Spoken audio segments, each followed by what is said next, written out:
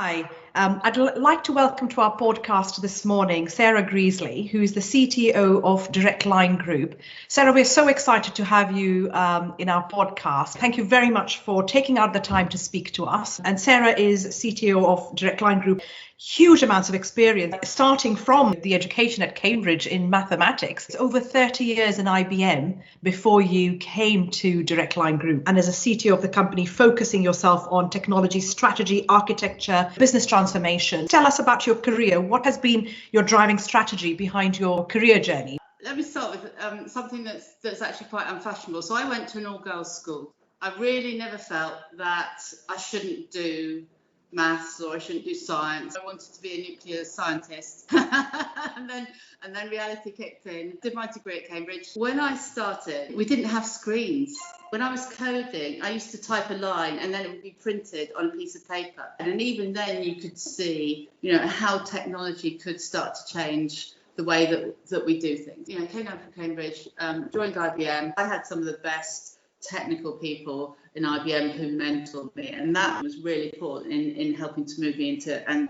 keep me in that technical path. But then life arrived, right? So I got married and had my first child, and over that time I think one of the things that IBM was good at was actually allowing me to progress in my career, to maintain that technical capability and that technical competence, and I feel that I've really benefited from working in an organisation that allowed me to do that. That's why when I see someone like yourself, CTO, Direct Line Group, to me, that's brilliant, because you're the kind of role model that, the younger generation should be looking at and going, well, I can reach there. I can reach there. That's possible.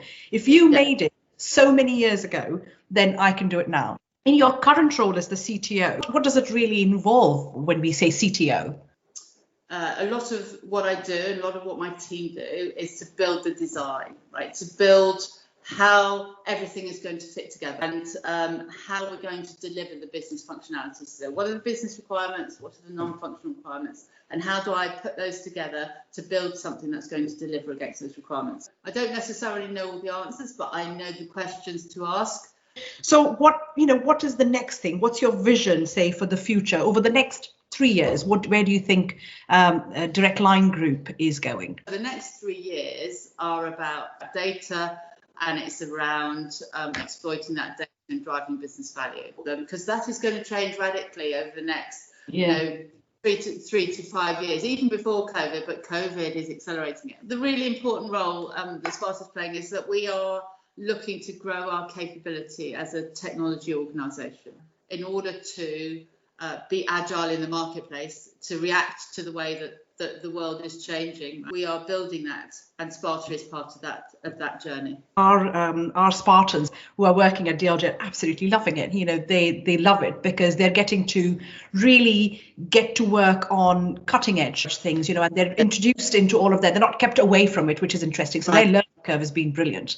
And I think, particularly if you move to Agile, they can bring a different perspective. We think a lot about how do we not just be reactive, so when you have a problem, we come and help you, but actually a focus on sustainability, different thinking about how we do things, right? And that's really valuable. And so is there any agenda at DLG for diversity and inclusion?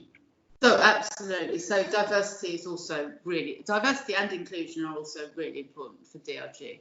One is the fact that our customers are diverse, so that's clearly very important. But actually, similarly, we very much focused on making sure that we have women in our interview lists, right? And that we make sure that our shortlists have female candidates in, right? But not only that, but we also think about diversity and inclusion, whether it's mental diversity or whether it's physical diversity. I think contributing to that diversity of thought clearly is really important.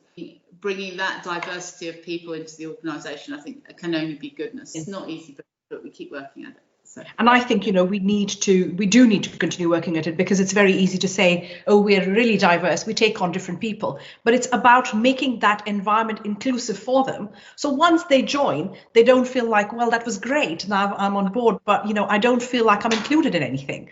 No, you're absolutely right. Yes. It's partly recruitment, but it's also that retention.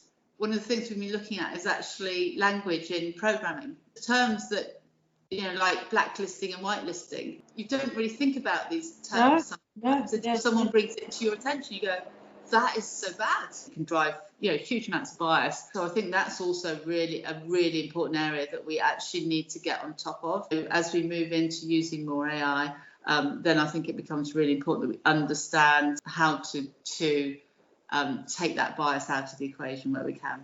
You are right. I mean, even when we hire people, you talk about unconscious bias, I look at, very simply look at your CV and look at Cambridge and think, yeah, great. And we're trying very hard to say to ourselves, this is about social mobility. It's about finding people who didn't have that start in life, who didn't have the option of going to the top universities, and they're from a second-tier universities, but, they're still interested in coding, and they probably will be as good, if not better, coders. So, we have really taken that out. Don't look at the university. What has this person done? What is their interest in coding? And that's very, very important to us. And I think that's as simple, because you don't think about it, but you do, isn't it? You look at it, you go, great university, bring him in. Right. The person might have had the opportunity to go to a good university.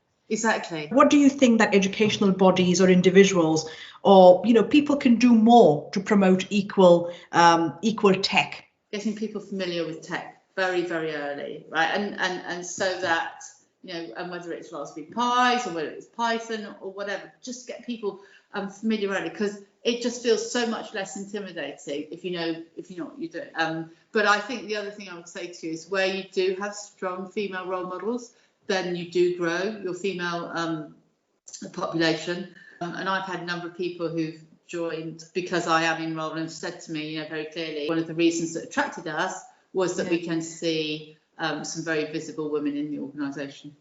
I can imagine that, because you've sent a message right from the top, or you are around the boardroom and going, actually, we are quite a lot of females around the boardroom. It's really interesting from the educational body's perspective, as you spoke about. So I'm a governor in my children's school as well, and I love doing that. But I was having a conversation with another parent whose child went to a different school, and she's saying she registered herself for an after-school club, in IT. A 7-year-old kid registered herself. And then when she went for that first evening, the teacher said, "Oh, you sure you want to be here? Because everybody else are boys." And I thought, no, please, why did you say that? Yes. She came up and I said, "Why don't you do the club?"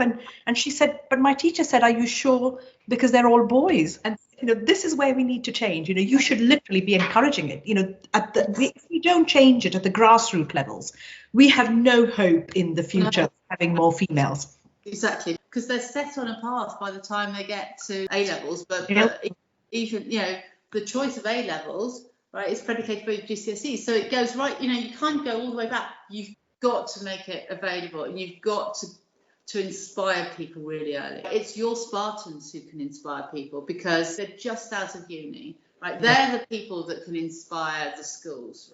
They're the people that the girls really want to hear from, because it feels very relevant to them, right? Exactly, yeah. Talk about barriers. We talked about this little girl, had her first barrier to entry at the age of 7.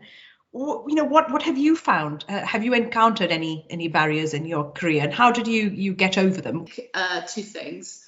One is that I've had some really good mentors. I had a mentor specifically, and her role was literally to help me to get there. And she was fantastic, because she helped me through that doubt moment, right? Where you go, oh, do I really want to do this, right? And that, oh my God, maybe I'm not good enough. And she really helped in terms of not the technical capability, but the self-confidence. I didn't realise how much I'd had to fight to be heard until I got to a point where my credentials said it for me. What advice would you give these young graduates just coming into the technical world? What advice would you give them? So my advice would be, in a technical role, it's not necessarily your technical knowledge that holds you back.